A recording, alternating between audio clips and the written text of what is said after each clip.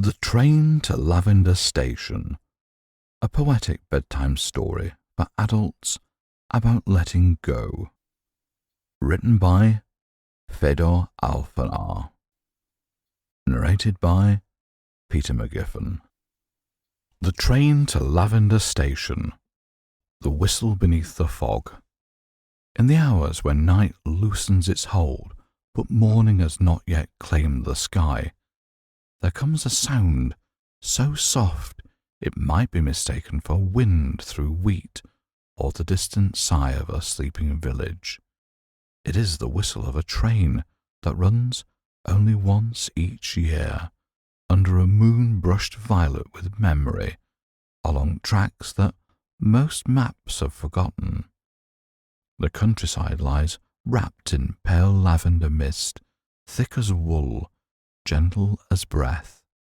Dew clings to wild thistles that have grown tall beside the abandoned railbed, each droplet catching what little light filters through the fog. The air tastes of lavender and rain-soaked earth, of seasons turning and old sorrows finally ready to rest. Somewhere in the distance, a church bell marks the hour, though which hour in which year seems less important here than the rhythm of its bronze voice echoing across the fields. The station sign hangs crooked on its post, green paint faded to the colour of sage, letters barely visible through decades of weather and forgetting. Lavender Station. It creaks once, twice in the gentle breeze, a sound like a door opening in an empty house. Beneath it, the platform is cracked and sprouting with wild herbs, chamomile and thyme, rosemary and mint, as if the earth itself had been dreaming of comfort. This is a place where time moves differently, where the urgent business of days and years slows to the pace of growing things, of healing things. The fog shifts and settles, revealing glimpses of rolling hills dotted with sheep, the wool silver in the half-light. A barn owl calls once from the old oak that has grown up through the waiting-room roof, its voice threading through the mist like a prayer half-remembered. The railway stretches into the distance, two silver lines that catch the first hint of dawn and hold it like a promise. Wild flowers are pushed up between the wooden sleepers, purple clover and sweet william, meadowsweet and forget-me-nots. The rails themselves seem to hum with anticipation, though no train has passed this way in living memory.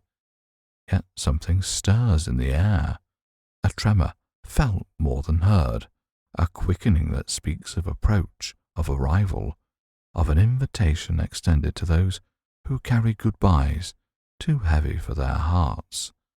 The mist begins to swirl, not with wind but with purpose, as if the very air knows what is coming and makes ready to receive it. In cottages and farmhouses scattered across the countryside, certain people wake without knowing why.